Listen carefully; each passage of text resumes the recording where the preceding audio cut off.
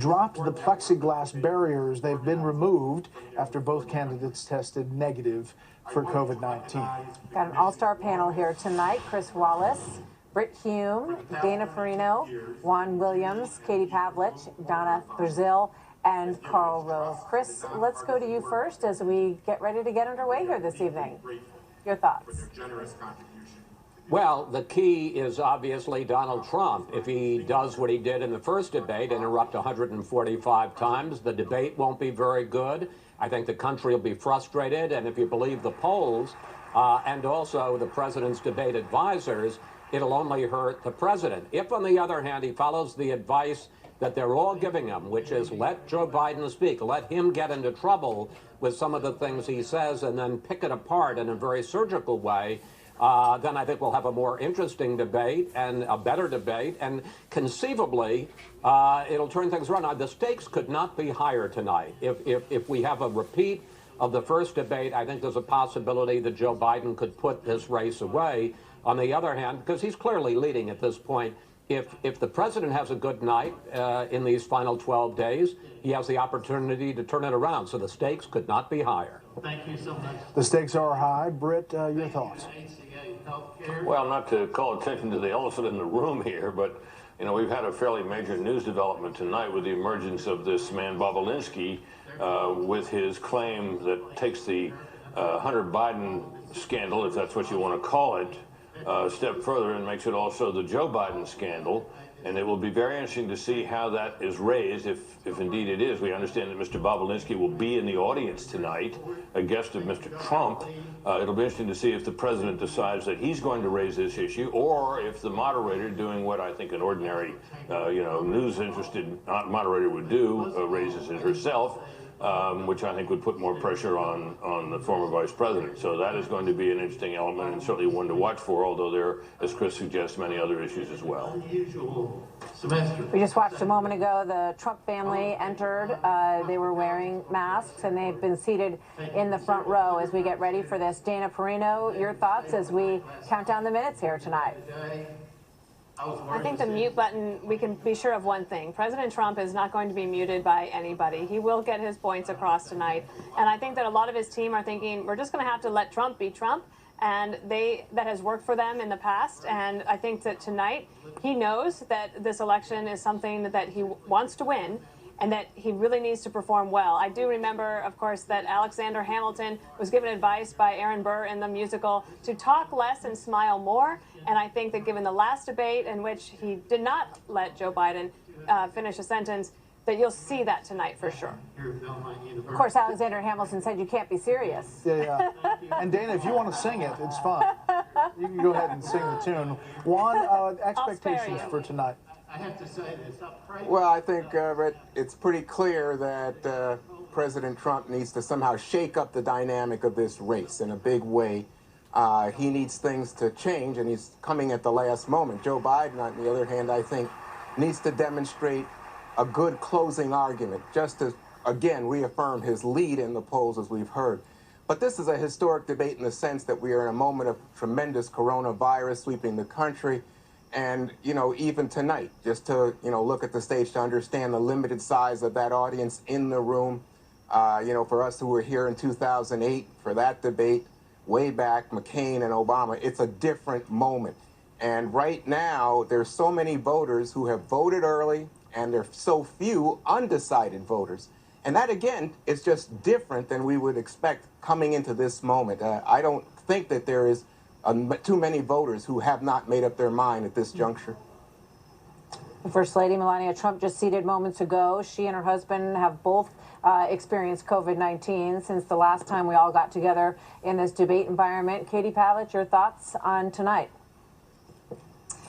Well, we talk about whether, the ultimate question of whether this debate will move the needle. And we have to remember back in 2016, President Trump won, but he won by very slim margins. We're talking about half a percentage point in the states where Joe Biden and Donald Trump are currently battling it out. President Trump plans to hit the campaign trail as soon as they get done with this debate over the weekend. Whether Joe Biden will do the same, depending on how it goes, is a big question. But for President Trump, I think he has to hinge on the idea that this Gallup poll that just recently came out shows that 57% of Americans believe they are better off now than they were 4 years ago. And the president has to explain why that is and why they feel like they're better off now than they were under an Obama-Biden administration. On the issue of stability, I think it'll be really interesting to watch how Joe Biden handles these new revelations about his connections to these foreign business dealings. His son, he's been asked very few questions about this, and when he has been asked on the campaign trail, he gets very defensive in his answers. So we'll see if he can hold it together tonight on that topic. Carl, what are the expectations for President Trump? What does he need to do? Who does he need to talk to? Well, he needs to talk to that small group of people who are undecided, might be 6%, 8%, 10% of the electorate that is still undecided or weakly linked to their choice. And the president needs to begin the process tonight of laying out the message, the theme for the last 12 days of the campaign. It's ironic, isn't it? We got 47 million people who voted. That's more than a third of who voted 4 years ago. It's probably about a quarter of the people who are going to vote this year.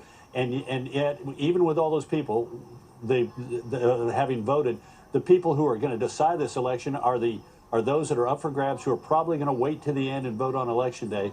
And it's tonight, the press coverage about tonight, and then the statements of the candidates as they go out this Friday, Saturday, Sunday, and Monday, and set the tone for the last week. Really critical to have a seamless movement from tonight through Monday, and to build on a deliberate plan to shape the last week of the campaign.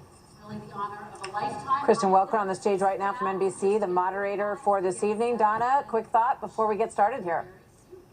I can give you Joe Biden's closing argument in 2 words. Look around. Look around at the millions of Americans who've been infected by this disease. Look around and see the millions of Americans unemployed. Look around and, of course, see that over 200,000 of our neighbors and co-workers and family members have died because of this disease and the president mishandling. So this tonight, Joe Biden needs to be very clear with the American people. With a Biden-Harris administration, there's a future that we all can be part of. So that's my closing argument for Joe Biden. Look around. Britt, as you look around, you mentioned the development today. How much do you think the president will focus on this as opposed to his pitch perhaps on the economy, which polls very well? Our recent poll has him up on the economy in the key battleground states. Well, I think it's a tricky thing to try to pull off, because if we had an honest press in this country, which we once did have, not recently, however, he wouldn't have to raise this very much. He could put it in ads or whatever and stay above it. But he can't count on that. So he may be the only person who would raise it because the only person who was willing to do so. But in doing so, he's got to not do that at the expense of making the case that he didn't really fail on coronavirus. He has a better record than you think. That's a challenge in itself to make that case, because so many people think otherwise, but he does have an argument there. He's also got to point to some of the things that, as Katie suggested, resulted in people telling Gallup, the Gallup polling organization, 56% of them saying that they were better off than they were 4 years ago. He needs to remind them of that. And he also needs to do all this without reminding people of the personality qualities and the behavior problems or the issues that people say they don't like. So that is quite a tall order for him, Brett. Yep. It will be something to watch. There's a lot of balancing here as we are just now 11 days away from Election Day, and it's a big moment. It's a big moment for both candidates on the stage. Stand by. We're going to restart here from Belmont University.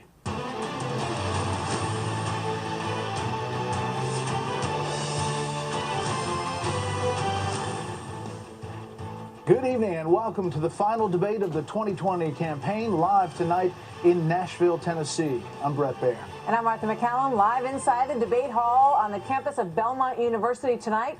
The candidates are about to walk out to their lecterns any moment now. They're going to make their closing arguments to you, the American people, with 12 days to go until this presidential election. The first question tonight will go to President Trump, kicking off the final showdown in a race that almost 50 million Americans have already voted. Extraordinary.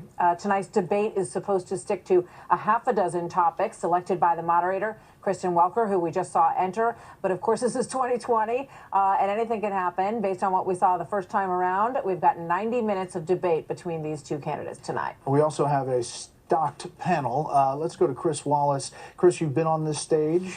You know what Kristen Welker is facing at this very moment. Tell us about that. Well, I was thinking about it. I can't help. I think every moderator ends up feeling empathy for somebody else who's at that chair. You've done a tremendous amount of work. I saw she had what I had, which is a loose leaf black notebook, and you've got tabs in each section, and you've got your questions, you've got your facts to back up the questions. So you've come in with a plan, you're prepared. And frankly, right now, you've got to settle your nerves. You've got to take a few breaths and just get yourself ready. Try to have some fun, although right now you're not thinking about fun. You're thinking about having a good, serious, constructive debate, the debate that the Americans people want to hear. Dana, you know, it's a tense moment, and you sort of put yourself in the position of these two, one president and one who wants to be president. It's an incumbent president at this point who's fighting to hold on to his job. Yeah, in fact, I'm not even in the debate hall, and I can feel the tension. So I think that I can't imagine what it feels like inside the hall. I also would just say this. I mean, America does democracy very well. Here we are. We're going to do this debate. We're in the middle of a global pandemic. The economy is struggling to fight back, but it is fighting back. And we have a decision to make as Americans. And, you know, I put my faith in the American people that they'll tune in, watch tonight, and make good decisions. Carl, do you think that the president's tone, tenor, demeanor, how he does this debate will be different? Yeah, I do. I think from what we read in the papers and what I hear from the sort of Trump world is that even he understands that he was a little too hot and too abrasive in the first one.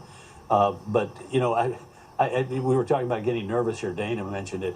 I've been in the backstage of 6 of these things with a presidential candidate and then a president. And let me just tell you, this is worse than election night because so much hinges on the outcome of these things. And particularly tonight, I think that's going to be especially true because they're not 3 debates, they're 2 debates. The first one went badly for both of them, but one guy took a hit in the polls, the other guy didn't. And it's tension city. 2 men who very much want to lead this nation over the course of the next 4 years, and we do live in difficult, complicated times. We'll see how they do. Let's listen in. Kristen Welker from NBC. Good evening from Belmont University in Nashville, Tennessee. I'm Kristen Welker of NBC News, and I welcome you to the final 2020 presidential debate between President Donald J. Trump and former Vice President Joe Biden. Tonight's debate is sponsored by the Commission on Presidential Debates. It is conducted under health and safety protocols designed by the Commission's health security advisor. The audience here in the hall has promised to remain silent.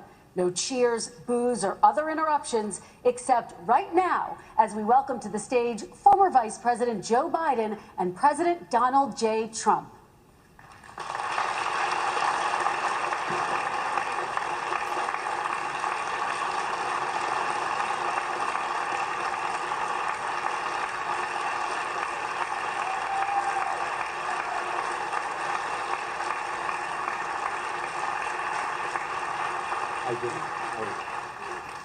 And I do want to say a very good evening to both of you. This debate will cover 6 major topics. At the beginning of each section, each candidate will have 2 minutes uninterrupted to answer my first question. The debate commission will then turn on their microphone only when it is their turn to answer, and the commission will turn it off exactly when the 2 minutes have expired.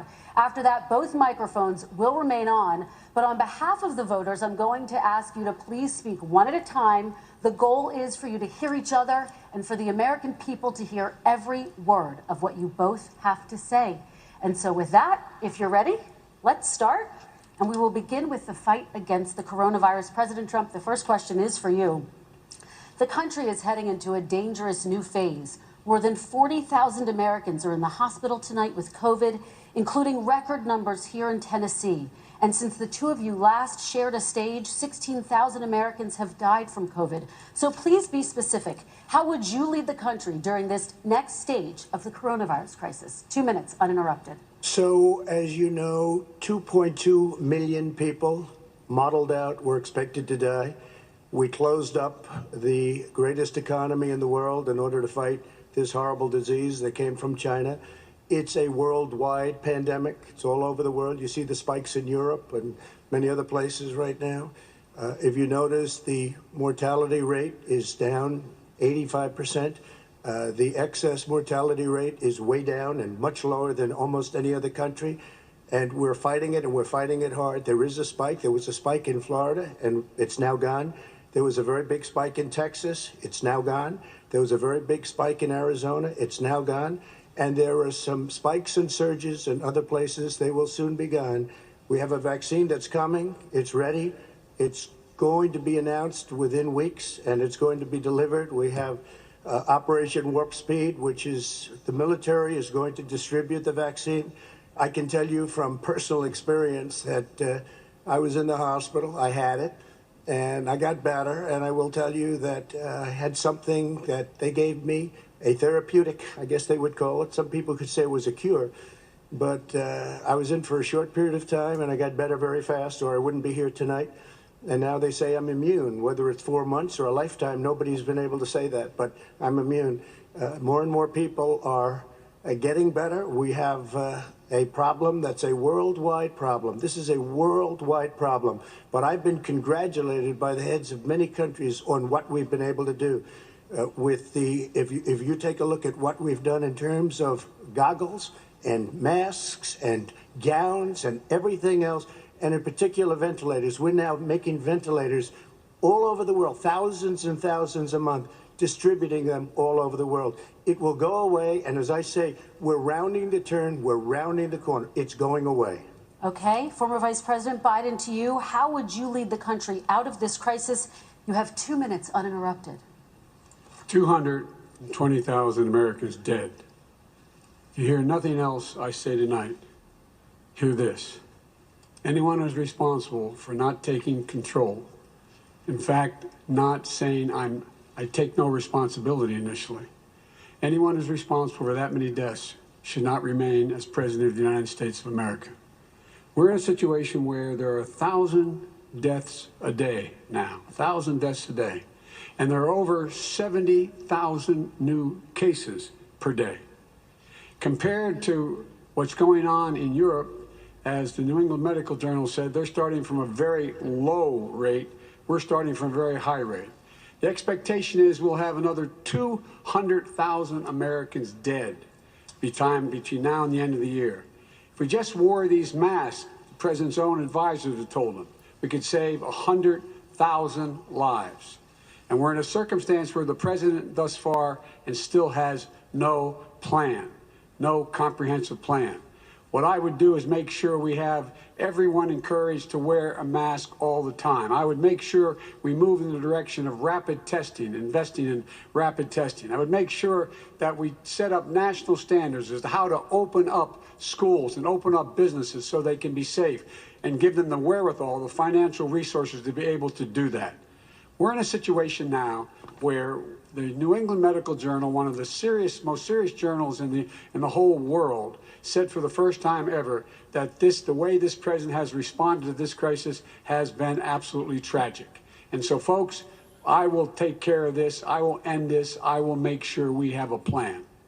President Trump, I'd like to follow up with you in your comments. You talked about taking a therapeutic. I assume you're referencing Regeneron. You also said a vaccine will be coming within weeks. Yes. Is that a guarantee? No, it's not a guarantee, but it will be by the end of the year. But I think it has a good chance. There are two companies, I think, within a matter of weeks, and it will be distributed very quickly. Can you tell us which companies? Johnson & Johnson is doing very well. Moderna is doing very well. Pfizer is doing very well. And we have numerous others. Then we also have others that we're working on very closely with other countries, in particular Europe. Let me follow up with you, and because this is new information, you have said a vaccine is coming soon, within weeks now. Your own officials say it could take well into 2021 at the earliest for enough Americans to get vaccinated. And even then, they say the country will be wearing masks and distancing into 2022. Is your timeline realistic? No, I think my timeline is going to be more accurate. I don't know that they're counting on the military the way I do, but we have our generals lined up, one in particular that's the head of logistics. And this is a very easy distribution for him. He's ready to go as soon as we have the vaccine. And we expect to have 100 million vials As soon as we have the vaccine, he's ready to go. Vice President Biden, your reaction, and just 40% of Americans say they would definitely agree to take a coronavirus vaccine if it was approved by the government. What steps would you take to give Americans confidence in a vaccine if it were approved? Make sure it's totally transparent. Have the scientists of the world see it, know it, look at it, go through all the processes. And by the way, this is the same fellow who told you this is going to end by Easter last time. This is the same fellow who told you that, don't worry, we're going to end this by the summer. We're about to go into a dark winter, and he has no clear plan, and there's no prospect that there's going to be a vaccine available for the majority of the American people before the middle of next year. President Trump, your reaction, he says you have no plan. We're going to have a dark winter at all. We're opening up our country. We've learned and studied and understand the disease, which we didn't at the beginning. When I closed and banned China from coming in heavily infected, and then ultimately Europe, but China was in January. Months later, he was saying I was xenophobic. I did it too soon. Now he's saying, oh, I should have, moved quicker. But he didn't move quicker. He was months behind me, many months behind me. And frankly, he ran the H1N1 swine flu, and it was a total disaster, far less lethal, but it was a total disaster. Had that had this kind of numbers, 700,000 people would be dead right now, but it was a far less lethal disease. Look, his own person who ran that for him, who, as you know, was his chief of staff, said it was catastrophic. It was horrible. We didn't know what we were doing. Now he comes up and he tells us how to do this. Also, everything that he said about the way, every single move that he said we should make, that's what we've done. We've done all of it. But he was way behind us. Vice President Biden, your response. Our response is he is xenophobic, but not because he shut down access from China. And he did it late after 40 countries had already done that. In addition to that, what he did, he made sure that we had 44 people that were in there in China trying to get to Wuhan to determine what exactly the source was. What did the president say in January? He said, no, he said, he's being transparent. The president of China is being transparent. We owe him a debt of gratitude. We have to thank him. And then what happened was we started talking about using the Defense Act to make sure we go out and get whatever is needed out there to protect people. And again, I go back to this. He had nothing. He did virtually nothing. And then he gets out of the hospital and he talks about, don't worry, it's all going to be over soon. Come on.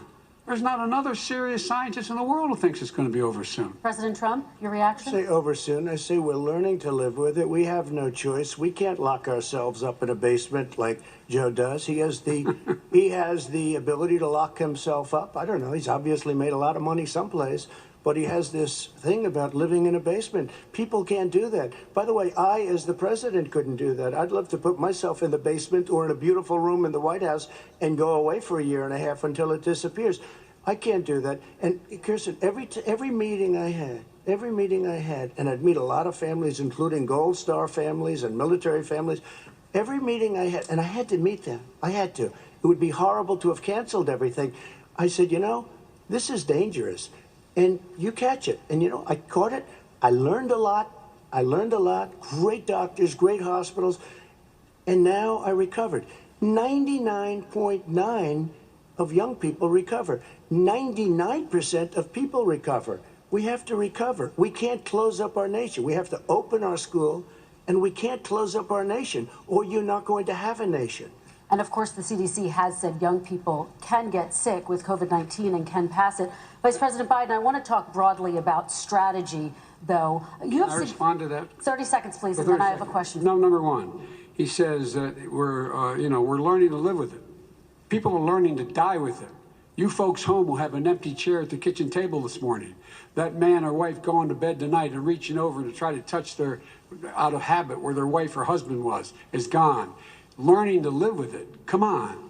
We're dying with it because he has never said, you said it's dangerous. When's the last time? Is it really dangerous still? Are we dangerous? You tell the people it's dangerous now? What should they do about the danger? And you say, I take no responsibility. Let me talk about your two. Excuse me, I take full responsibility. It's not my fault that he came here. It's China's fault. And you know what? It's not Joe's fault that he came here either. It's China's fault. They kept it from going into the rest of China for the most part, but they didn't keep it from coming out to the world, including Europe and ourselves. Vice President Biden. The fact is that when we knew it was coming, when it hit, what happened? What did the president say? He said, don't worry, it's going to go away. Be gone by Easter. Don't worry. The warm weather. Don't worry. Maybe inject bleach. He said he was kidding when he said that, but a lot of people thought it was serious. A whole range of things the president has said. Even today, he thinks we are in control. We're about to lose 200,000 more people. President Trump. Look, perhaps just to finish this, I was kidding on that, but just to finish this, when I closed, he said I shouldn't have closed. And that went on for months. What Nancy Pelosi said the same thing. She was dancing on the streets in Chinatown in San Francisco. But when I closed, he said, this is a terrible thing, you're xenophobic. I think he called me racist even. And because I was closing it to China. Now he says I should have closed it earlier. It just, Joe, it doesn't work. I didn't say either of those things. You certainly did. You certainly did. I talked about a xenophobia in a different context. It wasn't about closing the border to Chinese coming to the United States. All right, I want to talk about both of your different strategies to handling He thought this. I shouldn't have closed the border. Well, that's obvious. Do you want to respond to that quickly, Vice President No. Biden? Okay. Let's talk about your different strategies toward dealing with this. Mr. Vice President, you suggested you would support new shutdowns if scientists recommended it. What do you say to Americans who are fearful that the cost of shutdowns, the impact on the economy, the higher rates of hunger, depression, domestic and substance abuse outweighs the risk of exposure to the virus? What I would say is I'm going to shut down the virus, not the country. It's his ineptitude that caused the country to have to shut down in large part. Why businesses have gone under, why schools are closed, why so many people have lost their living, and why they're concerned. Those other concerns are real. That's why he should have been, instead of in a sand trap at his golf course, he should have been negotiating with Nancy Pelosi and the rest of the Democrats and Republicans about what to do about the acts they were passing for billions of dollars to make sure people had the capacity. But you haven't ruled out more shutdowns. Well, no, I'm not shutting down the nation, but there are, look, you need standards. The standard is if you have a reproduction rate in a community that's above a certain level, everybody says, slow up, more social distancing, do not open bars and do not open gymnasiums, do not open until you get this under control, under more control. But when you do open, give the people the capacity to be able to open and have the capacity to do it safely. For example, schools. Schools, they need a lot of money to open. They need to deal with ventilation systems. They need to deal with smaller classes, more teachers, more pods. And he's refused to support that money, or at least up to now. Let's talk about schools. President Trump, I think we have to respond, if I might. Please, and then I have a follow-up. Thank you, and I appreciate that. Look, all he does is talk about shutdowns, but forget about him. His Democrat governors, Cuomo in New York, you look at what's going on in California, you look at Pennsylvania, North Carolina, Democrats all, they're shut down so tight and they're dying. They're dying. And he supports all these people. All he talks about is shutdowns. No, we're not going to shut down, and we have to open our schools. And it's like, as an example, I have a young son. He also tested positive. By the time I spoke to the doctor the second time, he was fine. It just went away. Young people, I guess it's their immune system. Let me follow up with you, President Trump. You've demanded schools open in person and insist they can do it safely. But just yesterday, Boston became the latest city to move its public school system entirely online after a coronavirus spike. What is your message to parents who worry that sending their children to school will endanger not only their kids, but also their teachers and families? I want to open the schools. The transmittal rate to the teachers is very small, but I want to open the schools. We have to open our country. We're not going to have a country.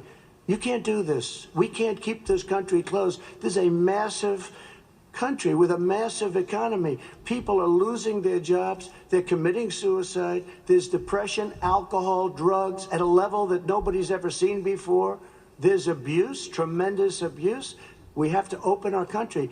You know, I've said it often. The cure cannot be worse than the problem itself. And that's what's happening. And he wants to close down. He'll close down the country if one person in our massive bureaucracy says we should close it down. Vice President Biden, your response. Simply not true. We ought to be able to walk and chew gum at the same time. We ought to be able to safely open, but would they need resources to open? You need to be able to, for example, if you're going to open a business, have social distancing within the business. You need to have, if you have a restaurant, you need to have plexiglass dividers so people cannot infect one another. You need to be in a position where you can take testing rapidly and know whether a person is in fact infected. You need to be able to trace. You need to be able to provide all the resources that are needed to do this. And that is not inconsistent with saying that what we're going to make sure that we open safely. And by the way, all you teachers out there, not that many of you are going to die, so don't worry about it. So don't worry about it. Come on. President Trump, let me follow up with you quickly. By the way, I will say this. If you go and look at what's happened to New York, it's a ghost town. It's a ghost town. And when you talk about plexiglass, these are restaurants that are dying. These are businesses with no money. Putting up plexiglass is unbelievably expensive, and it's not the answer. I mean, you're going to sit there in a cubicle wrapped around with plastic. These are businesses that are dying, Joe. You can't do that to people. You just can't. Take a look at New York and what's happened to my wonderful city for so many years. I loved it. It was vibrant. It's dying. Everyone's leaving New York. Take a look at what New York has done in terms of turning the curve down in terms of the number of people dying. And I don't look at this in terms of the way he does. Blue states and red states. They're all the United States. And look at the states that are having such a spike in the coronavirus. They're the red states. They're the states in the Midwest. They're the states in the upper Midwest. That's where the spike is occurring significantly. But they're all Americans. They're all Americans. And what we have to do is say, wear these masks, number one. Make sure we get the help that the businesses need that has money's already been passed to do that. It's been out there since the beginning of the summer, and nothing's happened. President, New York has lost more than 40,000 people, 11,000 people in nursing homes. President Trump, what about... When you say spike, take a look at what's happening in Pennsylvania, where they've had it closed. Take a look at what's happening with your friend in Michigan, where her husband's the only one allowed to do anything. It's been like a prison. Now it was just ruled unconstitutional. Take a look at North Carolina. They're having spikes, and they've been closed. And they're getting killed financially. We can't let that happen, Joe. You can't let that happen. We have to open up. And we understand the disease. We have to protect our seniors. We have to protect our elderly. We have to protect especially our seniors with heart problems and diabetes problems. And we will protect them. We have the best testing in the world by far. That's why we have so many cases. Let me follow up with you before we move on to our next section. President Trump, this week you called Dr. Anthony Fauci, the nation's best-known infectious disease expert, quote, a disaster. You described him and other medical experts as, quote, idiots. If you're not listening to them, who are you listening to as you fight this? I'm listening to all of them, including Anthony. I get along very well with Anthony. But he did say, don't wear masks. He did say, as you know, this is not going to be a problem. I think he's a Democrat, but that's okay. He said this is not going to be a problem. We are not going to have a problem at all. When Joe says that, I said, Anthony Fauci said, and others, and many others, and I'm not knocking him a lot. Nobody knew. Look, nobody knew what this thing was. Nobody knew where it was coming from, what it was. We've learned a lot.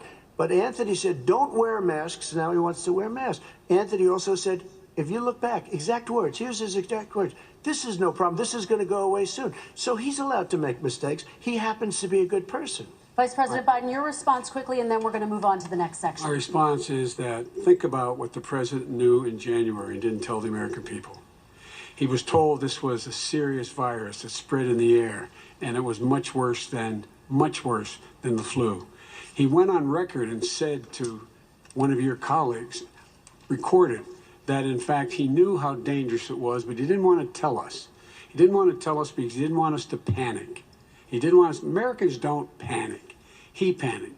But guess what? In the meantime, we find out in the New York Times the other day that, in fact, his folks went to Wall Street and said this is a really dangerous thing. And a memo out of that meeting, not from his administration, but from some of the brokers, said sell short because we got to get moving. It's a dangerous problem. Well, this is I'm going to give you 30 seconds to respond, and then we're going to move on. I don't know. Somebody went to Wall Street. You're the one that takes all the money from Wall Street. I don't take it. You have raised a lot of money, tremendous amounts of money. And every time you raise money, deals are made, Joe. I could raise so much more money as president and as somebody that knows most of those people. I could call the heads of Wall Street, the heads of every company in America. I would blow away every record, but I don't want to do that because it puts me in a bad position. And then you bring up Wall Street. You shouldn't be bringing up Wall Street because you're the one that takes the money from Wall Street, not me. I could blow away your records that, like you wouldn't believe. We don't need money. We have plenty of money. In fact, we beat Hillary Clinton with a tiny fraction of the money that she was able to. All right, gentlemen, we're going to move on. Average contribution, $43. All right, we're going to move on to our next section, which is national security. And I do want to start with the security of our elections and some breaking news from overnight. Just last night, top intelligence officials confirmed again that both Russia and Iran are working to influence this election. Both countries have obtained U.S. voter registration information, these officials say, and Iran sent intimidating messages to Florida voters. This question goes to you, Mr. Vice President. What would you do to put an end to this threat? You have 2 minutes uninterrupted. I made it clear, and I ask everyone else to take the pledge. I made it clear that any country, no matter who it is, that interferes in American elections will pay a price. They will pay a price. And it's been overwhelmingly clear this election, I won't even get into the last one, this election, that Russia has been involved, China has been involved to some degree, and now we learn that Iran is involved. They will pay a price if I'm elected. They're interfering with American sovereignty. That's what's going on right now. They're interfering with American sovereignty. And to the best of my knowledge, I don't think the president said anything to Putin about it. I don't think he's talking to him a lot. I don't think he said a word. I don't know why he hadn't said a word to Putin about it. And I don't know what he has recently said, if anything, to the Iranians. My guess is he'd probably be more outspoken with regard to the Iranians. But the point is this, folks. We are in a situation where we have foreign countries trying to interfere in the outcome of our election. His own national security advisor told him that what is happening with his buddy, I will. His buddy, Rudy Giuliani, he's being used as a Russian pawn. He's being fed information that is Russian, that is not true. And then what happens? Nothing happens. And then you find out that everything that's going on here about Russia is wanting to make sure that I do not get elected the next president of the United States because they know I know them and they know me. I don't understand why this president is unwilling to take on Putin when he's actually paying bounties to kill American soldiers in Afghanistan, when he's engaged in activities that are trying to destabilize all of NATO. I don't know why he doesn't do it, but it's worth asking the question, why isn't that being done? Any country that interferes with us will, in fact, pay a price because they're affecting our sovereignty. President Trump, same question to you. Let me ask the question. You're going to have 2 minutes to respond. For 2 elections in a row now, there has been substantial interference from foreign adversaries. What would you do in your next term to put an end to this? 2 minutes uninterrupted. Well, let me respond to the first part, as Joe answered. Joe got $3.5 million from Russia, and it came through Putin because he was very friendly with the former mayor of Moscow, and it was the mayor of Moscow's wife. And you got $3.5 million. Your family got $3.5 million, and you know, someday you're going to have to explain, why did you get 3.5? I never got any money from Russia. I don't get money from Russia. Now, about your thing last night, I knew all about that. And through John Ratcliffe, who is fantastic, DNI, he said, the one thing that's common to both of them, they both want you to lose because there has been nobody tougher to Russia. Between the sanctions, nobody tougher than me on Russia. Between the sanctions, between all of what I've done with NATO, you know, I've got the NATO countries to put up an extra $130 billion, going to $420 billion a year. That's to guard against Russia. I sold, while he was selling pillows and sheets, I sold tank busters to Ukraine. There has been nobody tougher on Russia than Donald Trump. And I'll tell you, they were so bad. They took over the submarine port. You remember that very well. During your term, during you and Barack Obama, they took over a big part of what should have been Ukraine. You handed it to them. But you were getting a lot of money from Russia. They were paying you a lot of money, and they probably still are. But now, with what came out today, it's even worse.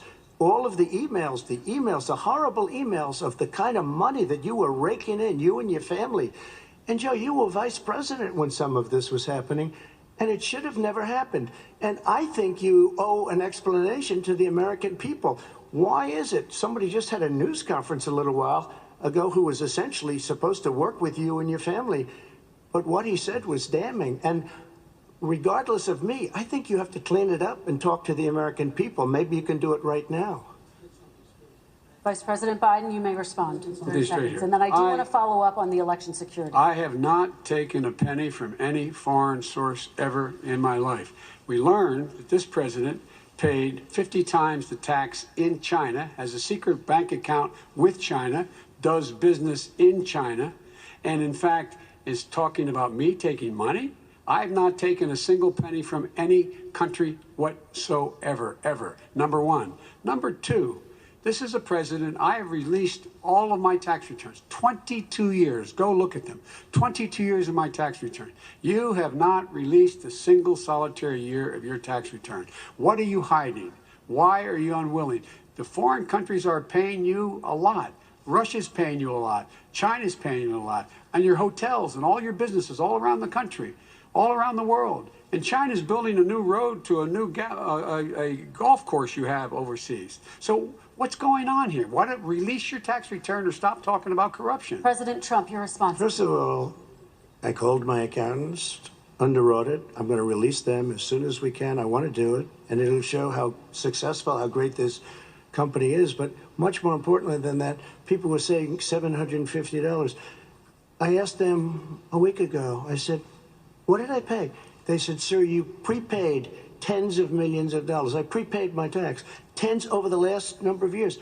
Tens of millions of dollars I prepaid because at some point they think it's an estimate. They think I may have to pay tax. So I already prepaid it. Nobody told me that. Did your accountant Nobody tell told you that. Excuse me. And it wasn't written whenever they write this. They keep talking about $750, which I think is a filing fee. But let me just tell you, I prepaid millions and millions of dollars in taxes. Number one. Number two, I don't make money from China. You do. I don't make money from Ukraine. You do. I don't make money from Russia. You made $3.5 million, Joe, and your son gave you. They even have a statement that we have to give 10% to the big man. You're the big man, I think. I don't know. Maybe you're not, but you're the big man, I think. Your son said we have to give 10% to the big man. Joe, what's that all about? It's terrible. All right, gentlemen, I want to ask you both some questions about all of this, but I'm going to let you both respond very quickly. You just said you spoke to your accountant about potentially releasing your taxes. Did he tell you when you can release them? Do you have a deadline for when you're going to release them? I get treated worse than the Tea Party got treated. Because I have a lot of people in there, deep down in the IRS, they treat me horribly. We made a deal, it was all settled until I decide to run for president. I get treated very badly by the IRS, very unfairly. But we had a deal all done. As soon as we're completed with the deal, I want to release it. But I have paid millions and millions of dollars, and it's worse than paying. I paid in advance. It's called prepaying your taxes. I paid in advance. I want to ask you both about questions regarding your potential foreign entanglements and questions that have been raised to give you both a chance to talk about this more broadly. Respond very quickly, and then I'll get to my question. Why did he's been saying this for 4 years? Show us.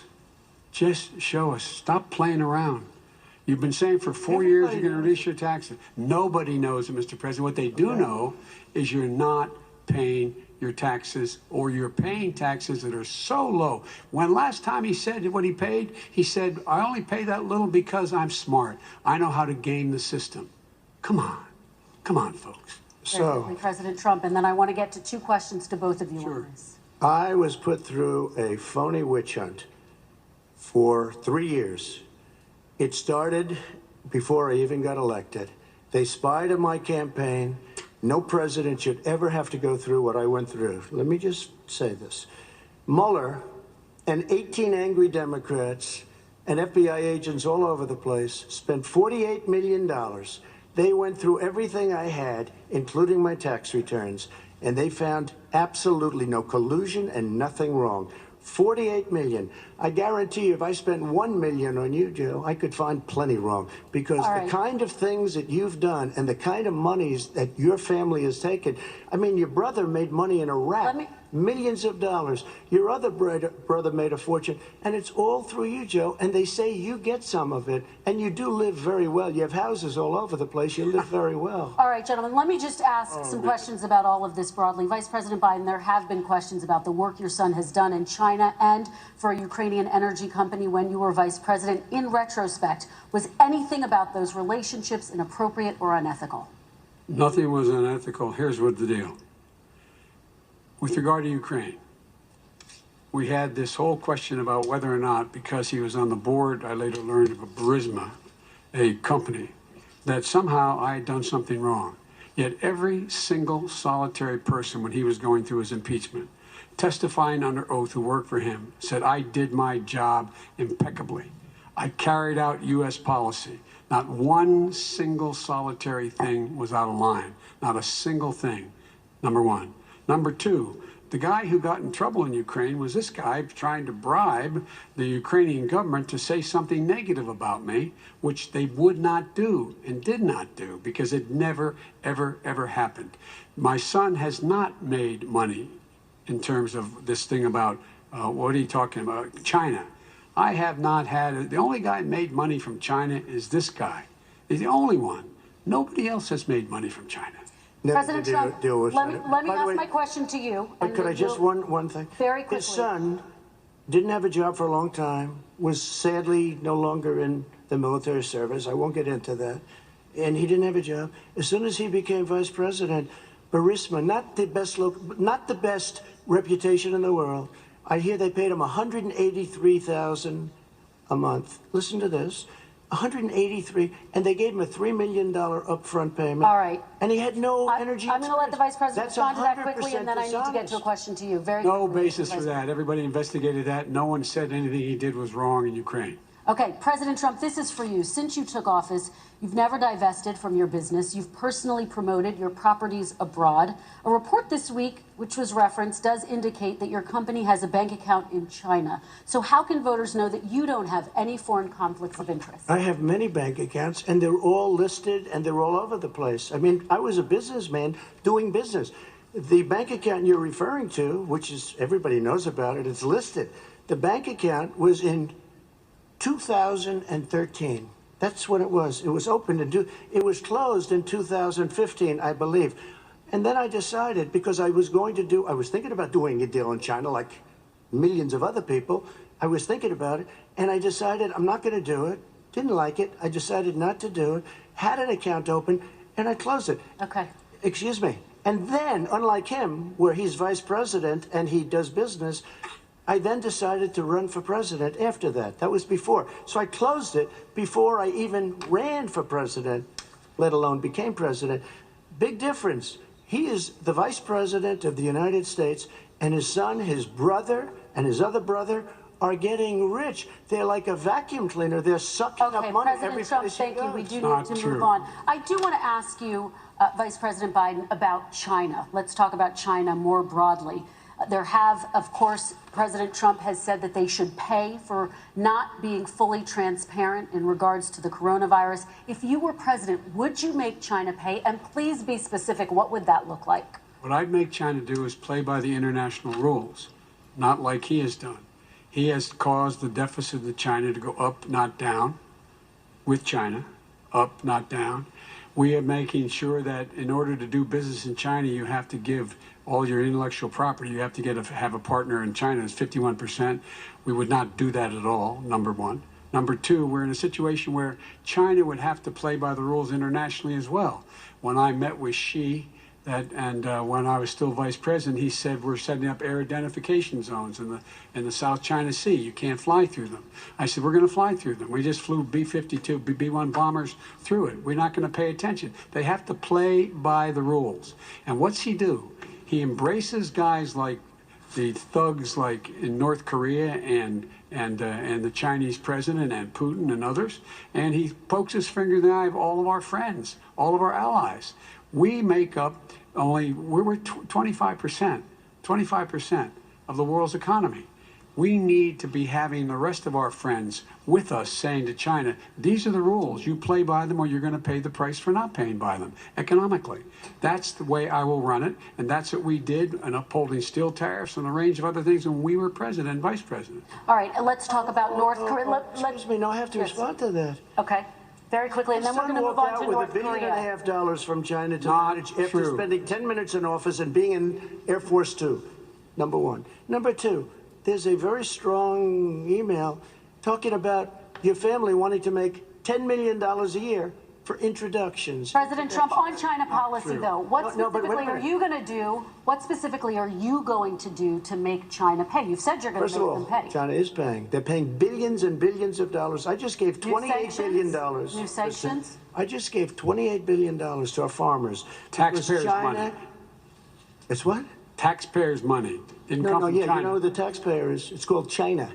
China Not paid true. $28 billion, and you know what they did to pay it, Joe? They devalued their currency, and they also paid up. And you know who got the money? Our farmers, our great farmers, because they were targeted. You never charged them anything.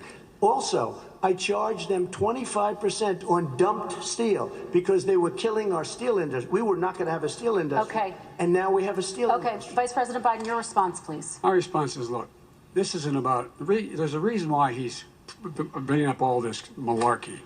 There's a reason for it. He doesn't want to talk about the substantive issues. It's not about his family and my family. It's about your family. And your family's hurting badly.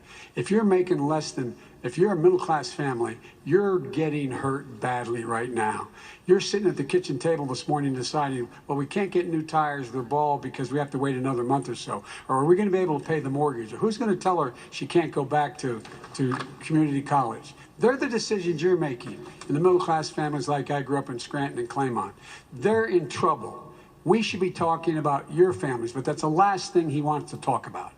I want That is a to talk typical about statement. North Korea. Excuse me, just I do for want 1 to second, turn to please. 10 seconds, Mr. President. That's 10 a seconds. typical political statement. Let's get off this China thing, and then he looks, the family, around the table, everything. Just a typical politician when I see that. Let's talk about I'm not North a typical Korea now. politician. Okay, That's why I got elected. Let's get off the subject of China. Let's talk around sitting around the table. All right. Come on, Joe, you can do better. We're going to talk about North Korea now. President Trump, you've met with North Korean leader Kim Jong-un 3 times. You've talked about your beautiful letters with him. You've touted the fact that there hasn't been a war or a long-range missile test. And yet North Korea recently rolled out its biggest ever intercontinental ballistic missile and continues to develop its nuclear arsenal. Do you see that as a betrayal of the relationship you forged? Just 30 seconds here because we need to get on to the next one. So when I met with Barack Obama, we sat in the White House right at the beginning, had a great conversation. It was supposed to be 15 minutes, and it was well over an hour. He said the biggest problem we have with North Korea. He indicated we will be in a war with North Korea. Guess what? It would be a nuclear war, and he does have plenty of nuclear capability. In the meantime, I have a very good relationship with him. Different kind of a guy, but he probably thinks the same thing about me. We have a different kind of a relationship. We have a very good relationship, and there's no war. And you know, about 2 months ago, he broke into a certain area. They said, oh, there's going to be trouble. I said, no, they're not, because he's not going to do that. And I was right. Look, instead of being in a war where millions of people, Seoul, you know, is 25 miles away, millions and millions, 32 million people in Seoul, millions of people would be dead right now. President we Trump, don't have that's a war, 30 and I have a seconds. good Thank relationship. you. Vice President Biden, to you, North Korea conducted 4 nuclear tests under the Obama administration. Why do you think you would be able to rein in this persistent threat? Because I'd make it clear, which we were making clear to China, they had to be part of the deal. Because here's the I made it clear, and as a spokesperson of the administration when I went to China, that they said, why are you moving your missile defense up so close? Why are you moving more forces here? Why are you continuing to do military maneuvers with South Korea? I said, because North Korea is a problem, and we're going to continue to do it so we can control them. We're going to make sure we can control them and make sure they cannot hurt us. And so if you want to do something about it, step up and help. If not, it's going to continue. What has he done? He's legitimized North Korea. He's talked about his good buddy who's a thug, and he talks about how we're better off, and they have much more capable missiles, able to reach U.S. territory much more easily than ever did before. Let me follow up with you, Vice President Biden. You've said you wouldn't meet with Kim Jong-un without preconditions. Are there any conditions under which you would meet with him? On the condition that he would agree that he would be drawing down his nuclear capacity to get that the Korean Peninsula should be a nuclear-free zone. All right, let's move on to American families. They tried Very to quickly, meet with 10 him. seconds, President. They tried to meet with him. He wouldn't do it. He didn't like Obama. He didn't like him. He wouldn't do it. Okay, I know got to for a give him a fact they chance to tried. respond to that He before we wouldn't move do on. it. And that's okay. You know what, North Korea, we're not in a war. We have a good relationship. You know, people don't understand. Having a good relationship Trump, with leaders of other countries is a good thing. We have a lot of questions to get to. That's Your like response. saying we had a good relationship with Hitler before he, in fact, invaded Europe, the rest of Europe. Come on. The reason he would not meet with President Obama is because President Obama said, we're going to talk about denuclearization. We're not going to legitimize you, and we're going to continue to put stronger and stronger sanctions on you. That's why he wouldn't meet with us. All right, and it didn't move happen. on. Let's move on and talk about American families. He left me a mess, Kristen. President Trump, okay, we do need to move on. They left me a mess. North Korea was a mess. And in fact, if you remember the first 2 or 3 months, there was a very dangerous period in my first 3 months before we sort of worked things out a little bit. Okay. There was a they left us a mess. And Obama would be, I think, the first to say it was the single biggest problem he thought that our country. Okay, let's move on to American families and the economy. One of the issues that's most important to them is health care, as you both know. Today, there was a key vote on a new Supreme Court Justice, Amy Coney Barrett, and health care is at the center of her confirmation fight. Over 20 million Americans get their health insurance through the Affordable Care Act. It's headed to the Supreme Court, and your administration, Mr. President, is advocating for the court to overturn it. If the Supreme Court does overturn that law, those 20 million Americans could lose their health insurance almost overnight. So what would you do if those people have their health insurance taken away? You have 2 minutes uninterrupted. Sure. First of all, I've already done something that nobody thought was possible. Through the legislature, I terminated the individual mandate. That is the worst part of Obamacare, as we call it. The individual mandate where you have to pay a fortune for the privilege of not having to pay for bad health insurance. I terminated. It's gone. Now it's in court because Obamacare is no good. But then I made a decision. Run it as well as you can to my people, great people. Run it as well as you can. I could have gone the other route and made everybody very unhappy. They ran it. Premiums are down. Everything's down. Here's the problem. No matter how well you run it, it's no good. What we'd like to do is terminate it. We have the individual mandate done. I don't know that it's going to work. If we don't win, we will have to run it, and we'll have Obamacare, but it'll be better run. But it no longer is Obamacare, because without the individual mandate, it's much different. Pre-existing conditions will always stay. What I would like to do is a much better health care, much better, will always protect people with pre-existing. So I'd like to terminate Obamacare, come up with a brand new, beautiful health care. The Democrats will do it because there'll be tremendous pressure on them, and we might even have the House by that time, and I think we're going to win the House, okay? You'll see, but I think we're going to win the House. But come up with a better health care, always protecting people with pre-existing conditions. And one thing very important, we have 180 million people out there that have great private health care. Far more than we're talking about with Obamacare. Joe Biden is going to terminate all of those policies. These are people that love their health care, people that have been successful, middle-income people, been successful. They have 180 million plans, 180 million people, families, under what he wants to do, which will basically be socialized medicine. He won't even have a choice. They want to terminate 180 million plans. We have done an incredible job on health care, and we're going to do even better. Okay, Vice President Biden, yes, this is for you. Your health care plan calls for building on Obamacare. So my question is, what is your plan if the law is ruled unconstitutional by the Supreme Court? You have 2 minutes uninterrupted. What I'm going to do is pass Obamacare with a public option. It'll become Biden care. The public option is an option that says that if you, in fact, do not have the wherewithal to be, if you qualify for Medicaid and you do not have the wherewithal in your state to get Medicaid, you automatically are enrolled, providing competition for insurance companies. That's what's going to happen. Secondly, we're going to make sure we reduce the premiums and reduce drug prices by making sure that there's competition that doesn't exist now, by allowing the Medicare to negotiate drug prices with the insurance companies. Thirdly, the idea that I want to eliminate private insurance, the reason why I had such a fight with 20 candidates for the nomination was I support private insurance. That's why not one single person with private insurance would lose their insurance under my plan, nor did they under Obamacare. They did not lose their insurance unless they chose they wanted to go to something else. Lastly, we're going to make sure we're in a situation that we actually protect pre-existing. There's no way he can protect pre-existing conditions. None, zero. You can't do it in the ether. He's been talking about this for a long time. He's never come up with a plan. I guess we're going to get the pre-existing condition plan the same time we get the infrastructure plan that we've been waiting since 17, 18, 19, and 20. The fact, I still have a few more minutes. I know you're getting anxious.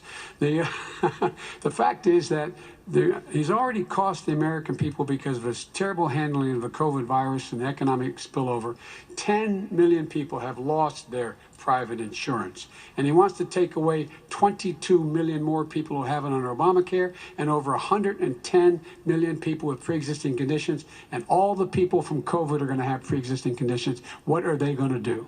I have a follow-up for you, Vice President Biden. It relates to something that President Trump said. He's accusing you of wanting socialized medicine. What do you say to people who have concerns that your health care plan, which includes a government insurance option, takes the country one step closer to a health care system run entirely by the government? What's your response to it's that? ridiculous. It's like saying that, the idea that the fact that there's a public option that people can choose, that makes it a socialist plan. Look, the difference between the president, I think healthcare is not a privilege, it's a right. Everyone should have the right to have affordable healthcare.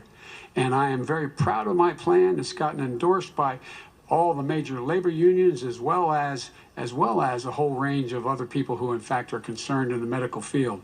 This is something that's going to save people's lives, and this is going to give some people an opportunity to have health care for their children. How many of you home are worried and rolling around in bed tonight wondering what in God's name you're going to do if you get sick? Because you've lost your home insurance, your health insurance, your company's gone under. We have to provide health insurance for people at an affordable rate, and that's what I do. President Trump, Excuse me, he was your there response. for 47 years. He didn't do it. He was now there as vice president for 8 years, and it's not like it was 25 years ago. It was 3 3/4. It was just a little while ago, right? Less than 4 years ago. He didn't do anything. He didn't do it. He wants socialized medicine, and it's not that he wants it. His vice president, I mean, she is more liberal than Bernie Sanders and wants it even more. Bernie Sanders wants it. The Democrats want it. You're going to have socialized medicine, just like you want it with fracking. We're not going to have fracking. We're going to stop fracking. We're going to stop fracking. Then he goes to Pennsylvania after he gets a nomination, where he got very lucky to get it. And he goes to Pennsylvania and he says, oh, we're going to have fracking. And you never asked that question. And by the way, so far, I respect very much the way you're handling this, I have to say. By the way, but somebody should ask the question. You can ask he goes for a year. There will be We have a number of topics we're going to get to. That's a big question. We're going to get to. It's the same thing with socialized medicine. I have to respond. Vice President, your response, please. My response is people deserve to have affordable health care, period. Period, period, period. And the Biden care proposal will, in fact, provide for that affordable health care, lower premiums. What we're going to do is going to cost some money. It's going to cost over $750 billion over 10 years to do it. And they're going to have lower premiums. You can buy into the better plans, the cheaper plans, lower your premiums, deal with unexpected billing, and have your drug prices drop significantly. He keeps talking about it. He hasn't done a thing for anybody on health care. Not a thing. Interesting, when Very he quickly, says, then I want to talk when about he what's says happening public on Capitol option, Hill. he's talking about socialized medicine and health care. When he talks about a public option, he's talking about destroying your Medicare, totally destroyed, and destroying your Social Security. And this whole country will come down. You know, Bernie Sanders tried it in his state. He tried it in his state. His governor was a very liberal governor. They want to make it work. Okay, let's let Vice President Biden respond. It doesn't Vice work. President He's Biden, a very your confused response. guy. He thinks he's running against somebody else. He's running against Joe Biden. I beat all those other people because I disagreed with them. Joe Biden he's running against. And the idea that we're in a situation that they're going to destroy Medicare, this is the guy that the actuary at Medicare said, if in fact, at Social Security, if in fact he continues to withhold his plan to withhold the tax on Social Security will be bankrupt by 2023 with no way to make up for it. This is the guy who's tried to cut Medicare. So the idea that Donald Trump is lecturing me on Social Security and Medicare, come on. He tried to get rid of, 10 he seconds, tried Mr. to hurt President, and then I Social have to go to Security another years question. ago. Years ago. Go back and look at the records. He tried to hurt Social Security years ago. All right, let's move but on. This I'm is going the to move guy on. that when they announced, Mr. President, I have to move on to the next question. they said or the else stock we're not market going to will have time boom to talk about it. if I'm elected. If he's elected, the stock market will crash. Okay, let's Biggest move on to the analysts are next saying question that. very quickly. Look, the idea that the stock market is booming is his only measure of what's happening. Where I come from in Scranton and Claymont, the people don't live off of the stock market. Just in the last three years during this crisis, the billionaires in this country made, according to the Wall Street, $700 billion more dollars. $700 billion more dollars, because that's his only measure. What happens to the ordinary people out there? What happens to them? Let's talk about what's happening on Capitol Hill. We're going to move on. 401ks are through the roof. We're going to move on. Stock are through the roof. All right. And he doesn't come from Scranton. That's like he lived there for a short period of time before he even knew it. We're going to move on to and the he next left. question. And the people of Pennsylvania Let me will move show on you to my that. next question, They gentlemen. understand. As of tonight, more than 12 million people are out of work. And as of tonight, 8 million more Americans have fallen into poverty, and more families are going hungry every day. Those hit hardest are women and people of color. They see Washington fighting over a relief bill. Mr. President, why haven't you been able to get them the help they need? 30 seconds here. Because Nancy Pelosi doesn't want to approve it. I do. But you're the president. I do, but I still have to get. Unfortunately, that's one of the reasons I think we're going to take over the House, because of her. Nancy Pelosi doesn't want to approve anything because she'd love to have some victories on a date called November 3rd. Nancy Pelosi does not want to approve it. We are ready, willing, and able to do something. Don't forget, we've already approved 3 plans, and it's gone through, including the Democrats, in all fairness. This one she doesn't want. It's near the election because she thinks it helps her politically. I think it hurts her politically. All right, Mr. Vice President. You know, the Republican leader in the United States Senate said he can't pass it. He will not be able to pass it. He does not have Republican votes. Why isn't he talking to his Republican friends? Let me follow up with you, Vice President. We made a Biden, deal, because the Republicans let me ask Vice President Biden a question. You are the leader of the Democratic Party. Why have you not pushed the Democrats to get a deal for the American people? Well, I have, and they have pushed it. Look, they passed this act all the way back in the beginning of the summer. This is like it's not new. It's been out there. This HEROES Act has been sitting there. And look at what's happening. When I was in charge of the Recovery Act with $800 billion, I was able to get $145 billion to local communities that have to balance their budgets and states that have to balance their budgets, so then have to fire firefighters, teachers, first responders, law enforcement officers, so they could keep their cities and counties running. He will not support that. They have not done a thing for them. And Mitch McConnell said, let them go bankrupt. Let them go bankrupt. Come on. What's the matter with The bill these that guys? was passed in the House was a bailout of badly run, high crime, Democrat, all run by Democrats, cities and states. It was a way of getting a lot of money, billions and billions of dollars to these states. It was also a way of getting a lot of money from our people's pockets to people that come into our country illegally. We were going to take care of everything for them. And what that does, and I'd love to do that, I'd love to help them, but what that does, everybody all over the world will start pouring into our country. We can't do it. This was a way of taking care of them. This was a way of spending on things that had nothing to do with COVID, as per your question. But it was really a big bailout for badly run Democrat cities and states. All right, If I get elected, I'm running as a proud Democrat, but I'm going to be an American president. I don't see red states and blue states. What I see is American, United States. And folks, every single state out there finds themselves in trouble. They're going to start laying off, whether they're red or blue, cops, firefighters, first responders, teachers, because they have to balance their budget. And the founders were smart. They allowed the federal government to deficit spend to compensate for the United States of America. I want to talk about the minimum wage, gentlemen. Mr. Vice President, we are talking a lot about struggling small businesses and business owners these days. Do you think this is the right time to ask them to raise the minimum wage? You, of course, support a $15 federal minimum wage. I do, because I think one of the things we're going to have to do is we're going to have to bail them out, too. We should be bailing them out now, those small businesses. You got 1 in 6 of them going under. they're not going to be able to make it back. They passed a package that allows us to be able to call PPP. Money is supposed to go to help them do everything from organize how they can deal with their businesses being open safely. Schools, how they can make classrooms smaller, how they can hire more teachers, how they can put ventilation systems in. They need the help. The businesses as well as the schools need the help.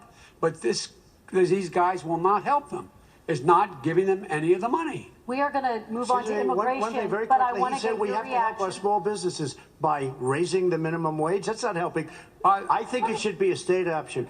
Alabama is different than New York. New York is different from Vermont. Every state is different. It should be a state option. You said very we have recently. to help. It's very important. We have to help our small businesses. How are you helping your small businesses when you're forcing wages? What's going to happen, and what's been proven to happen, is when you do that, these small businesses fire many of their employees. You said very recently you would consider raising the federal minimum wage to $15 an hour. You said recently you would consider raising the federal minimum wage to $15 an hour. Is that still the case? And I would consider it to an extent, but in a what I second really like, administration? in a second administration, but not to a level that's going to put all these businesses out of business. It should be a state option. Look, I've lived in different places. I know different places. They're all different. Some places, $15 is not so bad. In other places, other states, $15 would be President ruinous. Trump, thank you. Quick response, Vice President Biden. 2 jobs, 1 job, be below poverty. People are making $6, $7, $8 an hour. These first responders, we all clap for as they come down the street because they've allowed us to make it. What's happening? They deserve a minimum wage of $15. Anything below that puts you below the poverty level. And there is no evidence that when you raise the minimum wage, businesses go out of business. That is simply not true. We're going to talk about immigration. We're going to talk about immigration now, gentlemen, and we're going to talk about families within this context. Mr. President, your administration separated children from their parents at the border, at least 4,000 kids. You've since reversed your zero-tolerance policy, but the United States can't locate the parents of more than 500 children. So how will these families ever be reunited? Children are brought here by coyotes and lots of bad people, cartels, and they're brought here, and they used to use them to get into our country. We now have as strong a border as we've ever had. We're over 400 miles of brand new wall. You see the numbers, and we let people in, but they have to come in legally, and they come in through merit. But how will you reunite these kids with their families, let me just tell you, Mr. President? they built cages. You know, they used to say, I built the cages, and then they had a picture in a certain newspaper, and it was a picture of these horrible cages, and they said, look at these cages. President Trump built them, and then it was determined they were built in 2014. That was him. Do you have a plan to reunite the kids? Yes, we're working on it we're trying very hard. But a lot of these kids come out without the parents. They come over through cartels and through coyotes and through gangs. Vice President Biden, let me bring you into this conversation. Quick response and then another question to you. These 500 plus kids came with parents. They separated them at the border to make it a disincentive to come to begin with. Real tough. We're really strong. And guess what? They cannot, it's not coyotes didn't bring them over. Their parents were with them. They got separated from their parents. And it makes us a laughing stock and violates every notion of who we are as a nation. Let me ask you a follow-up Kristen, question. they did it. We changed the policy. Your response they to did that? It. We changed. Did not they built the cages. Who built the cages, Joe? Let's talk about what who built the cages, Let's Joe? talk about what we're talking about. What happened? Parents were ripped, their kids were ripped from their arms and separated. And now they cannot find over 500 of sets of those parents, and those kids are alone. Nowhere to go. Nowhere to go. It's criminal. It's criminal. Let me ask Kristen, you about I will say this. They went 10 down, we seconds, and then I brought need to reporters, ask you. everything. They are so well taken care of. They're in facilities that were so clean. But some and of them have gotten haven't been such reunited But with just their ask families. one question. Who built the cages? I'd love you to ask him that. Who built the cages? Let me ask about your immigration policy, Mr. Vice President. The Obama administration did fail to deliver immigration reform, which had been a key promise during the administration. It also presided over record deportations as well as family detentions at the border before changing course. So why should voters trust you with an immigration overhaul now? Because we made a mistake. It took too long to get it right. It took too long to get it right. I'll be president of the United States, not vice president of the United States. And the fact is, I've made it very clear. within 100 days, I'm going to send to the United States Congress a pathway to citizenship for over 11 million undocumented people. And all of those so-called dreamers, those DACA kids, they're going to be immediately certified again to be able to stay in this country and put on a path to citizenship. The idea that they are being sent home by this guy, and they want to do that, is they're going to a country they've never seen before. I can imagine you're 5 years old, your parents are taking you across the Rio Grande River, and it's illegal. And you say, oh no, Mom, leave me here. I'm not going to go with you. They've been here. Many of them are model citizens. Over 20,000 of them are first responders out there taking care of people during this crisis. We owe them. We owe them. Kristen, he had 8 years to do what he said he was going to do. And I've changed without having a specific. We got rid of catch and release. We got rid of a lot of horrible things that they put in and that they lived with. But he had 8 years he was vice president. He did nothing except build cages to keep children in. Vice President Biden, your response. The catch and release, you know what he's talking about there? If in fact you had a family came across and they were arrested, they in fact were given a date to show up for their hearing. They were released. And guess what? They showed up for a hearing. And this is the first president in the history of the United States of America that anybody seeking asylum has to do it in another country. That's never happened before in America. That's never happened before in America. You come to the United States and you make your case that I seek asylum based on the following premise: why I deserve it under American law. They're sitting in squalor on the other side of the river. President Trump, your response, so 30 important. seconds, and then we'll move on. It just shows that he has no understanding of immigration or the laws. Catch and release is a disaster. A murderer would come in, a rapist would come in, a very bad person would come in. We would take their name. We have to release them into our country. And then you say they come back. Less than 1% of the people come back. We have to send ICE out and Border Patrol out to find them. We would say, come back in 2 years, 3 years. We're going to give you a court case. You need Perry Mason. We're going to give you a court case. When you say they come back, they don't come back, Joe. They never come back. Only the really, I hate to say this, but those with the lowest IQ, they might come back. Okay, President Trump, let's give Vice President Biden a chance to respond, and then we're going to move on to the You next don't know section. the law, Joe. Vice President Biden, your response. Know the law, what he's telling you is simply not true. Well, check it out. They don't come back. Check it out. All right, let's move on. But we don't have to the worry next about it because they section. terminated it, so we don't have to worry about it. Let's move on to the next And you have section. 525 kids not knowing where in God's name they're going to be and lost their parents. Go ahead. All right. Let's talk about our next section, which is race in America. And I want to talk about the way Black and brown Americans experience race in this country. Part of that experience is something called the talk. It happens regardless of class and income. Parents who feel they have no choice but to prepare their children for the chance that they could be targeted, including by the police, for no reason other than the color of their skin. Mr. Vice President, in the next 2 minutes, I want you to speak directly to these families. Do you understand why these parents fear for their children? I do. I do. You know, my daughter is a social worker, and she's written a lot about this. She has a graduate degree from the University of Pennsylvania in social work. And you know, one of the reasons why I ended up working on the east side of Wilmington, Delaware, which is 90% African American, was to learn more about what was going on. What I never had to tell my daughter, if she's pulled over, make sure she puts, for a traffic stop, put both hands on top of the wheel and don't reach for the glove box because someone may shoot you. But a black parent, no matter how wealthy or how poor they are, has to teach their child, when you're walking down the street, don't have a hoodie on when you go across the street. Making sure that you, in fact, if you get pulled over, yes, sir, no, sir, hands on top of the wheel, because you are, in fact, the victim, whether you're a person making child of a $300,000 a year person or someone who's on food stamps. The fact of the matter is, there is institutional racism in America.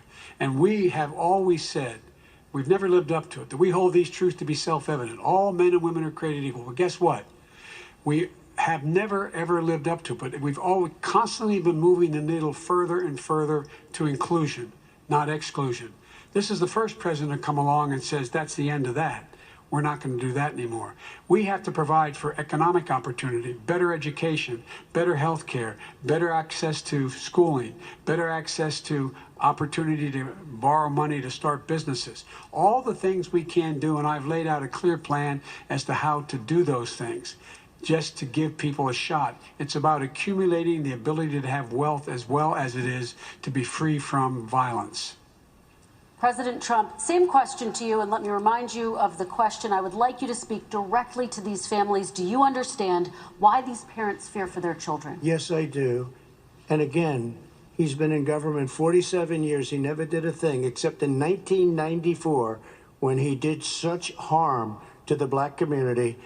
And they were called, and he called them super predators. And he said that. He said it, super predators. And they have never lived that down. 1994, your crime bill, the super predators. Nobody has done more for the black community than Donald Trump. And if you look, with the exception of Abraham Lincoln, possible exception, but the exception of Abraham Lincoln, nobody has done what I've done. Criminal justice reform, Obama and Joe didn't do it. I don't even think they tried because they had no chance at doing it. They might have wanted to do it, but if you had to see the arms I had to twist to get that done, it was not a pretty picture, and everybody knows it, including some very liberal people that cried in my office. They cried in the Oval Office. 2 weeks later, they're out saying, gee, we have to defeat him. Criminal justice reform, prison reform, opportunity zones with Tim Scott, a great senator from South Carolina. He came in with this incredible idea for opportunity zones. It's one of the most successful programs. People don't talk about it. Tremendous investment is being made. Biggest beneficiary, the black and Hispanic communities, and then historically black colleges and universities. After 3 years of coming to the office, I love some of those guys. They were great. They came into the office and they said, I said, what are you doing? After 3 years, I said, why do you keep coming back? Because we have no funding. I said, you don't have to come back every year. We have to come back because President Obama would never give them long-term funding, and I did. 10-year long-term funding, and I gave them more money than they asked for because they said, I think you need more. And I said, the only bad part about this is I may never see you again because I got very friendly with them, and they like me and I like them. But I saved historically black colleges and universities. Okay, and we're going to talk about both of your records, but your response to that, Vice Chair. My response to that is I never, ever said what he accused me of saying. The fact of the matter is, in 2000, though, after the crime bill had been in the law for a while, this is a guy who said, the problem with the crime bill, there's not enough people in jail. There's not enough people in jail. And go on my website, get the quote, the date when he said it. Not enough people. He talked about marauding gangs, young gangs, and the people who are going to maraud our cities. This is a guy who in the Central Park five innocent black kids, he continued to push for making sure that they got the death penalty. None of them were guilty of the crimes they were suggested. Look, and talk about granted, he did in fact let 20 people, he commuted 20 people's sentences. We commuted over 1,000 people's sentences. Over 1,000. The very law he's talking about is a law that, in fact, initiated by Barack Obama. And secondly, we're in a situation here where the federal prison system was reduced by 38,000 people under our administration. And one of these things we should be doing, there should be no minimum mandatories in the law. That's why I'm offering $20 billion to states to change their state laws to eliminate minimum mandatories and set up drug courts. No one should be going to jail because they have a drug problem. They should be going to rehabilitation, not to jail. We should fundamentally change the system, and that's what I'm going to do. But why didn't he do it 4 years ago? Why didn't you do that 4 years ago, even less than that? Why didn't you do it? You were vice president. You keep talking about all these things you're going to do and you're going to do this. But you were there just a short time ago, and you guys did nothing. We did. You know, Joe, I ran because of you. I ran because of Barack Obama, because you did a poor job. If I thought you did a good job, I would have never run. I would have never run. I ran because of you. I'm looking at you now. You're a politician. I ran because of you. All right, Vice President Biden, your response to that, and then I do have some questions for both of you. Well, I tell you what, I hope he does look at me, because what's happening here is, you know who I am. You know who he is.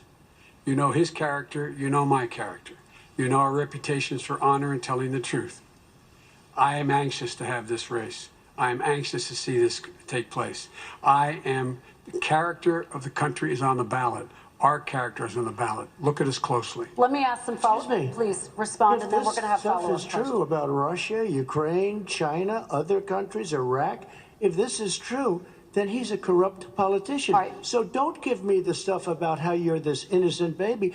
Joe, they're calling you a corrupt politician. Nobody. President Trump, I want to stay on the issue of race. We're talking about the issue. Laptop from hell. President Trump, we're Nobody. talking about race right now, and I do want to stay on the issue of race. President Trump, I have to respond to that. Please, because look, very quickly. there are 50 former national intelligence folks who said that what he's accusing me of is a Russian plan.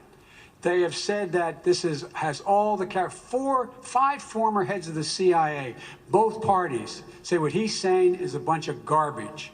Nobody believes it except his and his good friend Rudy Giuliani. You mean the laptop is now another Russia hoax? And that's exactly what. This is where he's going. The laptop is Russia. Gentlemen, I want to stay on the issue of race. You have to be kidding. Here we go again with Russia. We're going to continue on the issue of race. Mr. President, you've described the Black Lives Matter movement as a symbol of hate. You've shared a video of a man chanting white power to millions of your supporters. You've said that black professional athletes exercising their First Amendment rights should be fired. What do you say to Americans who say that kind of language from a president is contributing to a climate of hate and racial strife? Well, you have to understand, the first time I ever heard of Black Lives Matter, they were chanting pigs in a blanket, talking about police. Pigs, talking about our police. Pigs in a blanket, fry them like bacon. I said, that's a horrible thing. And they were marching down the street. And that was my first glimpse of Black Lives Matter. I thought it was a terrible thing. As far as my relationships with all people, I think I have great relationships with all people. I am the least racist person in this room. Well, what do you say to Americans who are concerned by that rhetoric? I don't know. I mean, I don't know what to say. I got criminal justice reform done and prison reform and opportunity zones. I took care of black colleges and universities. I don't know what to say. They can say anything. I mean, they can say anything. It makes me sad because I am the least racist person. I can't even see the audience because it's so dark. But I don't care who's in the audience. I'm the least racist person in this room. Okay, Vice President Biden, let me ask you very quickly, and then I have a follow-up question for you. Abraham Lincoln here is one of the most racist presidents we've had in modern history. He pours fuel on every single racist fire.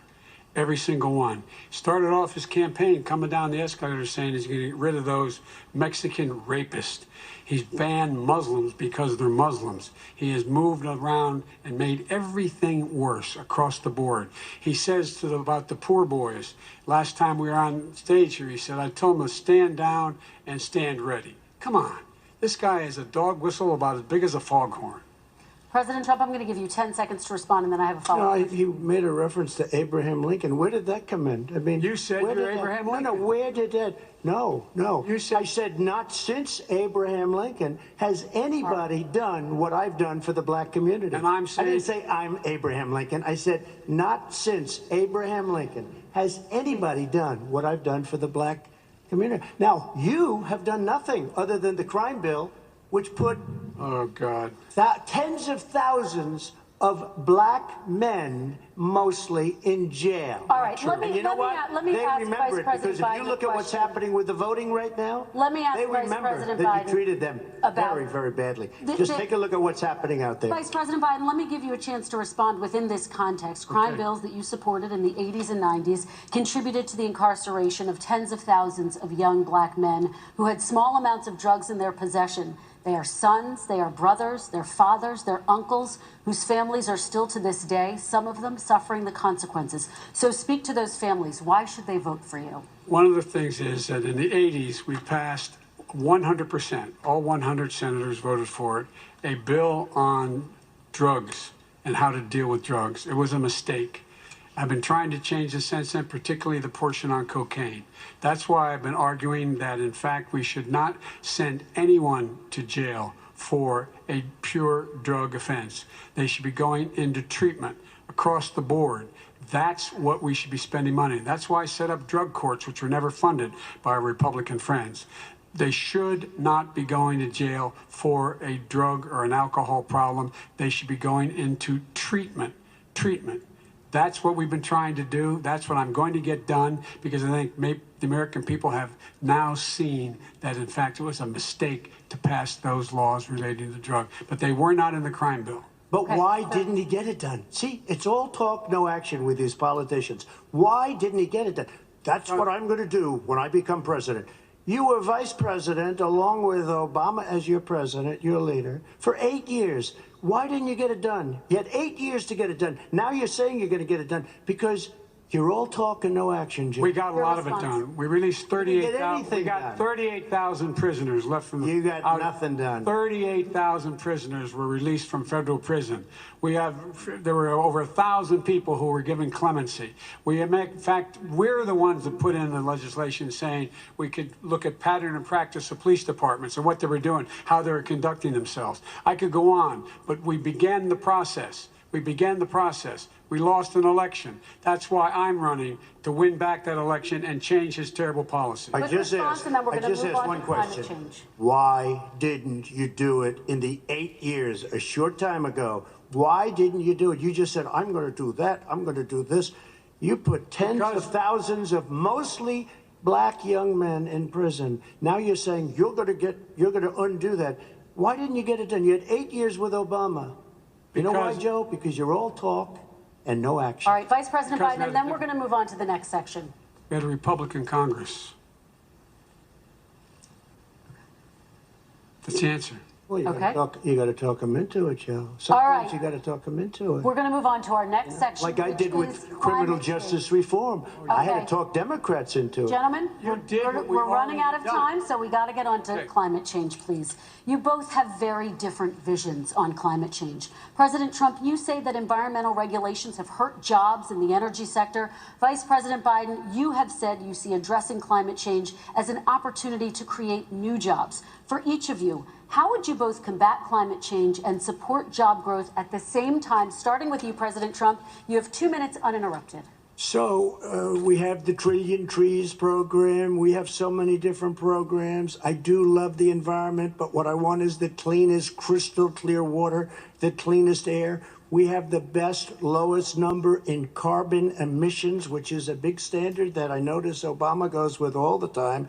Not Joe. I haven't heard Joe use the term because I'm not sure he knows what it represents or means, but I have heard Obama use it. And we have the best carbon emission numbers that we've had in 35 years under this administration. We are working so well with industry, but here's what we can't do. Look at China, how filthy it is. Look at Russia. Look at India. It's filthy. The air is filthy. The Paris Accord, I took us out because we were going to have to spend trillions of dollars, and we were treated very unfairly. When they put us in there, they did us a great disservice. They were going to take away our businesses. I will not sacrifice tens of millions of jobs, thousands and thousands of companies because of the Paris Accord.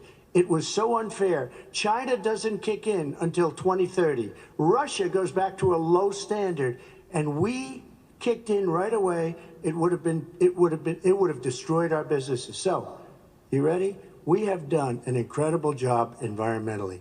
We have the cleanest air, the cleanest water, and the best carbon emission standards that we've seen in many, many years. Vice President And we Biden. haven't destroyed our industries. Vice President Biden, 2 minutes to you, uninterrupted. Climate change, climate warming, global warming is an existential threat to humanity. We have a moral obligation to deal with it. And we're told by all the leading scientists in the world, we don't have much time. We're going to pass the point of no return within the next 8 to 10 years. 4 more years of this man eliminating all the regulations that were put in by us to clean up the climate, to limit of emissions will put us in a position where we're going to be in real trouble. Here's where we have a great opportunity. I was able to get both all the environmental organizations as well as labor, the people worried about jobs, to support my climate plan. because what it does, it will create millions of new good-paying jobs. We're going to invest in, for example, 50,000 charging stations on our highways so that we can own the electric car market of the future. In the meantime, China is doing that. We're going to be in a position where we're going to see to it that we're going to take 4 million existing buildings and 2 million existing homes and retrofit them so they don't leak as much energy, saving hundreds of millions of barrels of oil in the process and creating significant number of jobs. And by the way, the whole idea of what this is all going to do, it's going to create millions of jobs, and it's going to clean the environment. Our health and our jobs are at stake. That's what's happening. And what right now, by the way, Wall Street firms indicated that my plan will in fact create 18.6 million jobs, 7 million more than his. This is from Wall Street. And I'll create $1 trillion more in economic growth than his proposal does. Not on climate, just on the economy. President Trump, here They came out and said very strongly, $6,500 will be taken away from families under his plan, that his plan is an economic disaster. If you look at what he wants to do, you know, if you look at his plan, his environmental plan, you know who developed it? AOC +3. They know nothing about the climate. I mean, she's got a good line of stuff, but she knows nothing about the climate. And they're all hopping through hoops for AOC +3. Look, their real plan cost $100 trillion. If we had the best year in the history of our country for 100 years, we would not even come close to a number like that. When he says buildings, they want to take buildings down because they want to make bigger windows into smaller windows. As far as they're concerned, if you had no window, it would be a lovely thing. This is the craziest plan that anybody has ever seen. And this wasn't done by smart people. This wasn't done by anybody. Frankly, I don't even know how it can be good politically. Right. They want to spend $100 trillion. That's their real number. He's trying to say it was 6. It's $100 trillion. They want to knock down buildings and build new buildings with little, tiny, small windows. I mean, and many other things. Okay. And many other things. Let me have the Vice President respond, and we're running out of time, and we have a lot more questions to get to. Country. So let's hear from the Vice President. I have a number more questions. I don't know where he comes from. I don't know where he comes up with these numbers. Queens. $100 trillion. Give me a break. This plan was endorsed by every major environmental group and every labor group. Labor, because they know the future lies. The future lies in us being able to breathe, and they know there are good jobs in getting us there. And by the way, the fastest growing industry in America is solar energy and wind. He thinks wind causes cancer, windmills. It's the fastest growing jobs, and they pay good prevailing wages, $45, $50 an hour.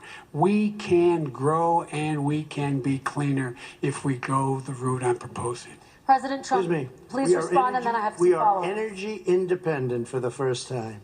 We don't need all of these countries that we had to fight war over because we needed their energy. We are energy independent. I know more about wind than you do. It's extremely expensive, kills all the birds, it's very intermittent, it's got a lot of problems, and they happen to make the windmills in both Germany and China. And the fumes coming up, if you're a believer in carbon emission, the fumes coming up to make these massive windmills is more than anything that we're talking about with natural gas, which is very clean. One other thing. Find me a scientist solar. said that. I love solar, but solar doesn't quite have it yet.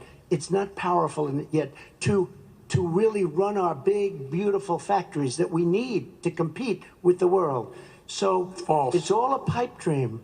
But you know what we'll do?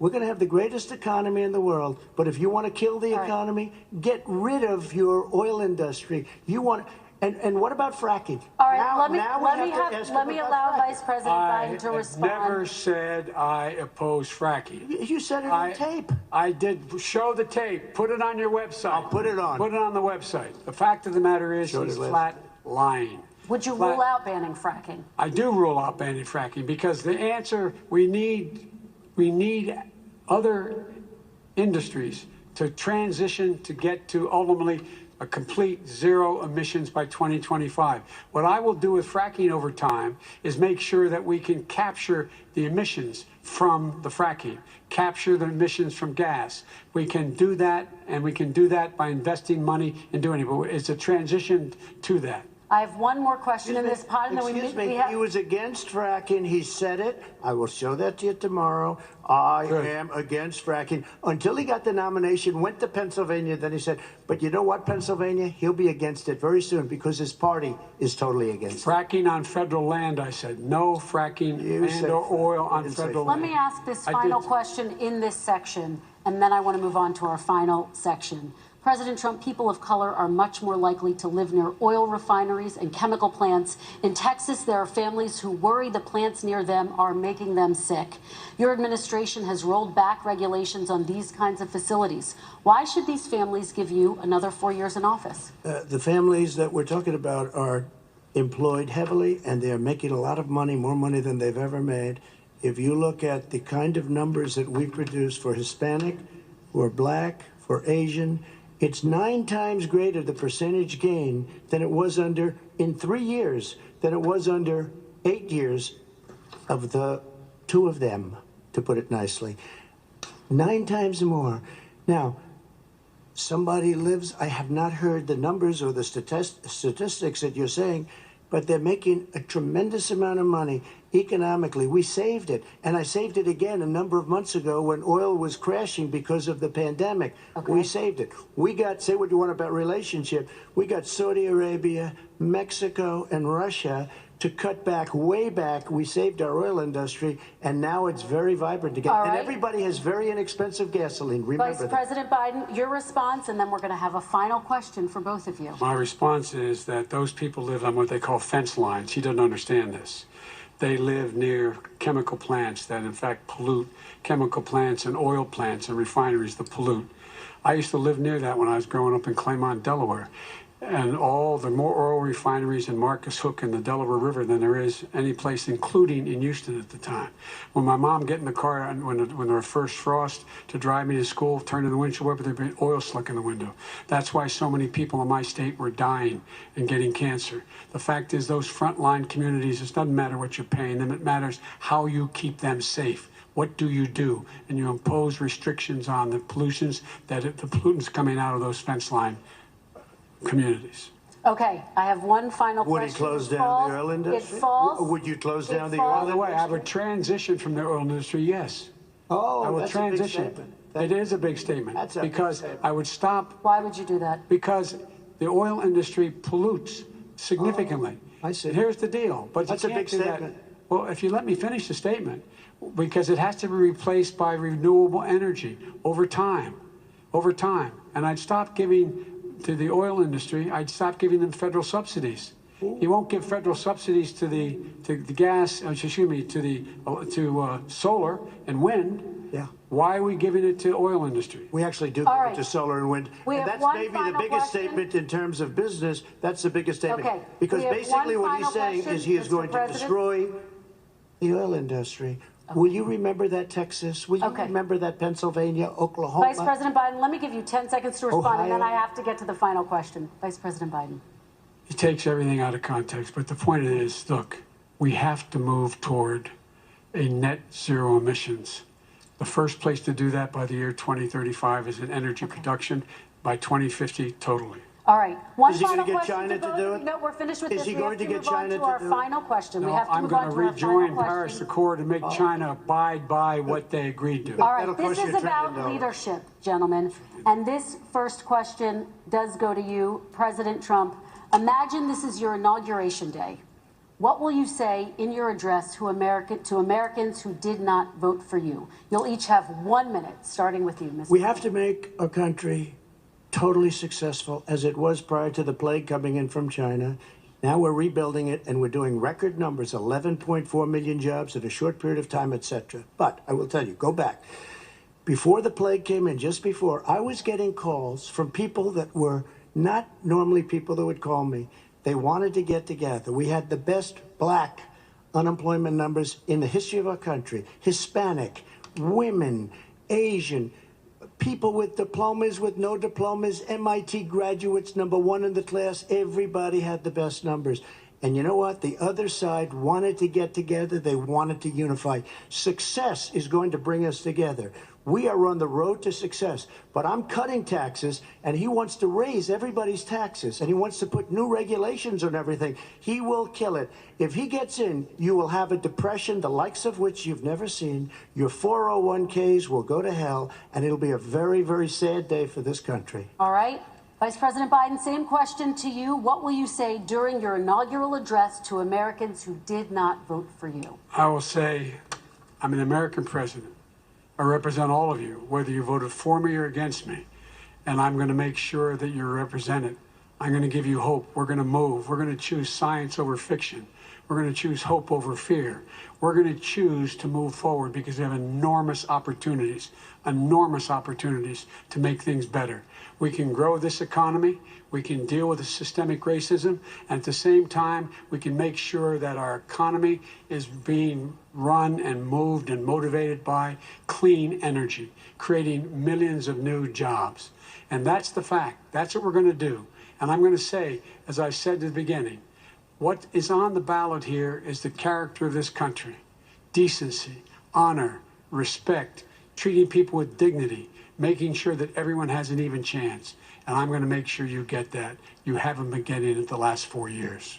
All right. I want to thank you both for a very robust hour and a half, a fantastic debate. Really appreciate it. President Trump, former Vice President Joe Biden, thank you to Belmont University for hosting us tonight. And most importantly, thank you to those watching tonight. Election Day is November 3rd. Don't forget to vote. Thank you, everyone, and have a great night. Thank you.